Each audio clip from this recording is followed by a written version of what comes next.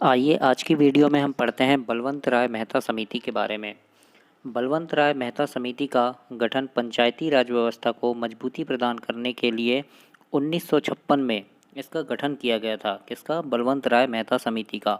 और ये बलवंत राय मेहता की अध्यक्षता में किया गया था, इसीलिए इसका नाम बलवंत राय मेहता समिति है। इस समिति ने अपनी रिपोर्ट 1957 में प्रस्तुत की। गठन कब किया गया था? 1956 में, याद रखना। और 57 में इसने अपनी रिपोर्ट प्रस्तुत की और समिति की सिफारिश को 1 अप्रैल सन 1958 को लागू कर दिया गया। याद रखना, बलवंत राय मेहता समिति 1956 में इस बलवंत राय मेहता समिति की अध्यक्षता में इसका गठन हुआ था।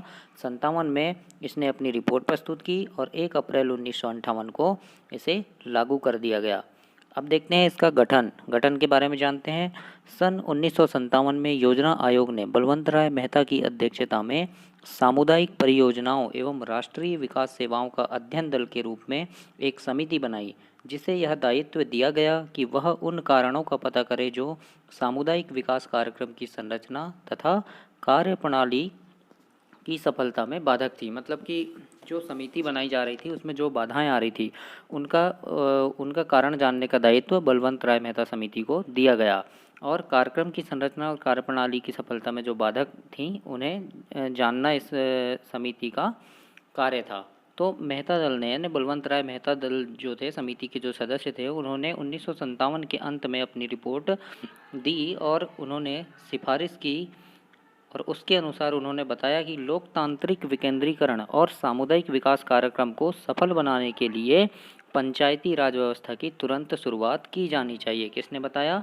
यह बताया बलवंत राय मेहता ने कि लोकतांत्रिक विकेंद्रीकरण और सामुदायिक विकास कार्यक्रम को सफल बनाने के लिए किसकी आवश्यकता होगी? पंचायती राज व्यवस्था की आवश्यकता होगी और पंचायती राज व्यवस्था की तुरंत शुरुआत की जानी चाहिए। यह बलवंत राय मेहता समिति ने अपनी रिपोर्ट में बताया और उन्होंने त्रिस्तरीय पंचायती व्यवस्था के बारे में अपनी रिपोर्ट में बताया। और त्रिस्तरीय पंचायती राज व्यवस्था के बारे में उन्होंने कहा कि पंचायती राज व्यवस्था को मेहता समिति ने लोकतांत्रिक विकेंद्रीकरण का नाम दिया। क्या नाम दिया? याद रखना, लोकतांत्रिक विकेंद्रीकरण का नाम दिया। और समिति ने ग्रामीण स्थानीय शासन के लिए त्रिस्तरीय व्यवस्था का सुझाव दिया। और त्रिस्तरीय व्यवस्था क्या थी? तो ग्राम स्तर पर ग्राम पंचायत होगी, खंड स्तर पर पंचायत समिति होगी और जिला परिषद जिला स्तर पर होंगे। ये 3 व्यवस्थाएं जो है, 3 सुझाव, ये बलवंत राय मेहता समिति में दिया गया था। अब देखते हैं हम कि तीनों में सबसे प्रभावकारी जो था खंड समिति, यानी जिसको हम पंचायत समिति कहते हैं, वह सबसे प्रभावकारी था और इसे परिकल्पित किया गया। बलवंत राय मेहता की सिफारिश के बाद पंडित जवाहरलाल नेहरू, उस समय जो हमारे प्रधानमंत्री थे देश के, पंडित जवाहरलाल नेहरू जी, उन्होंने राजस्थान के नागौर जिले में 2 अक्टूबर 1959 को, ये भी डेट याद रखना, बहुत महत्वपूर्ण है, 2 अक्टूबर 2029 को भारी जनसमूह के बीच इसका शुभारंभ किया। और 1 नवंबर सन 1959 को, याद रखना, 1 नवंबर 1959 को आंध्र प्रदेश राज्य ने भी इसे लागू किया। राजस्थान के नागौर जिले में राजस्थान राज्य ने कब किया? 2 अक्टूबर 1959 को। और आंध्र प्रदेश ने कब किया? 1 नवंबर 1959 को। ठीक है।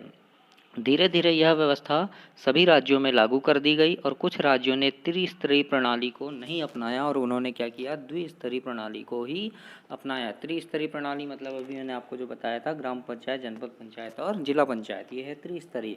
तो इसे कुछ राज्यों ने नहीं अपनाया, कुछ ने अपनाया। इसके बाद क्या हुआ? बलवंत राय मेहता समिति जो है यह असफल हो गई। लेकिन हम देखते हैं क्या हुआ।